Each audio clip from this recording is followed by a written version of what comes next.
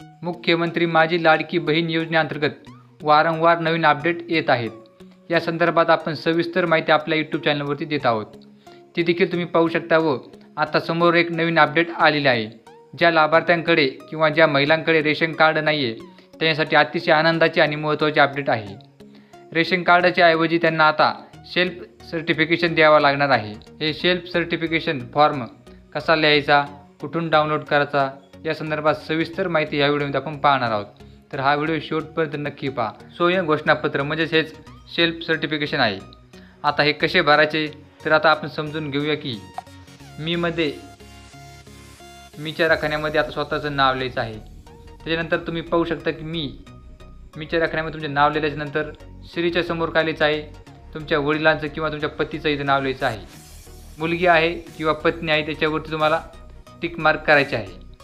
तुमचं वय किती आहे ते देखील तुमचं लिहायचं आहे. व्यवसाय काय आहे, शेती असेल तर शेती लिहायचं आहे. राहणार कुठे आहात तुम्ही तर ते देखील इथं लिहायचं आहे. तालुका लिहायचा आहे, जिल्हा देखील लिहायचा आहे. याद्वारे घोषित करते की माझे सर्व साधनापासून 1 ते 3 वर्षाचे उत्पन्न खालीलप्रमाणे आहे. म्हणजे हे उत्पन्नासाठी लागणार असते, पण आता आपल्याला हे सेल्फ सर्टिफिकेशनच रेशन कार्डाऐवजी वापरता येणार आहे. तर आता आपण खाली जी माहिती आहे उत्पन्नाची ती देखील आता इथे भरून घेणार आहोत. होऊ शकतं की आपण आता उत्पादनाच्या साधनामध्ये 9 ते 10 प्रकारचे साधनाचे ऑप्शन दिले आहेत. आता याच्यातील आपल्याला कोणता लागणार आहे तर याच्यातून आपण शेतमजुरीतून मिळणारे उत्पन्न हे घ्यायचं आहे, किंवा आपण शेती जरी घेतली तरी चालतं आहे, पण आपण हा ऑप्शन घेऊया.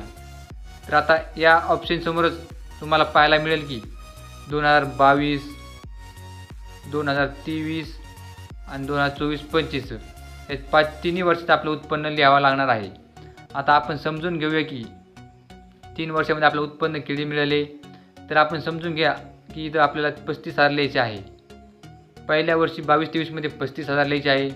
नंतरचे जे 23-24 आहे त्यामध्ये आपण 40 लिहू शकतो, आणि जे 24-25 आहे त्याच्यामध्ये आपण 45 लिहू शकतो. कारण की 45 वर जास्त नाही पाहिजे. 2.5 लाखापर्यंतची मर्यादा होती, पण आपण आता 45पर्यंत लिहिणार आहोत. आता उत्पन्न साधन जे आहे त्याची थोडक्यात माहिती लिहायची आहे. थोडक्यात माहिती म्हणजे तुम्ही लिहू शकता की अशा प्रकारे कामं करतो, अशा पद्धतीने रोज मिळतो, अशा प्रकारे इतकी आमची रक्कम होते. एकूण रक्कम देखील मागवलेली आहे. तर आपण वर किती लिहिली आहे ती जिथं आपण खाली लिहायची आहे. जिथं आपण 35 लिहिली होती, जिथं आपण 40 लिहिली होती, आणि इथं 45 आपण लिहिली होती. अशा प्रकारे लिहून घ्यायचे आहे. तर स्वयं घोषणापत्र हे कसे भरायचे हे समजून घ्या. तर सर्वात प्रथम आपला एक फोटो लावायचा आहे. फोटो आणि पेजवरती सही करावी लागणार आहे. तर त्याच्यानंतर तुम्ही समोर पाहू शकता की मीच्या समोर आपलं नाव लिहायचं आहे. इथं पती किंवा वडिलांचे इथं नाव लिहायचे आहे. तुम्ही पाहू शकता मुलगा, मुलगी, पत्नी जे असाल त्याच्यावरती अशी राईट टिक करायची आहे. वय तुमचं काय आहे ते इथं लिहायचं आहे. वय जे असेल ते लिहायचं आहे. आधार क्रमांक तुमचा जो असेल तो तुम्हाला इथं लिहायचा आहे. आता तुम्ही राहणार कुठे लिहा तर इथं जे असेल ते लिहायचं आहे. तालुका लिहायचा आहे, जिल्हा देखील लिहायचा आहे. याद्वारे घोषित करते की वरील सर्व माहिती माझ्या व्यक्तिगत माहिती व समजुतीनुसार खरी आहे. सादर माहिती खोटी आढळून आल्यास भारतीय दंड संहिता 199 व 200 अन्वये आणि किंवा संबंधित कायद्यानुसार माझ्यावर खटला भरला जाईल व त्यानुसार मी शिक्षेस पात्र राहील याची मला पूर्ण जाणीव आहे.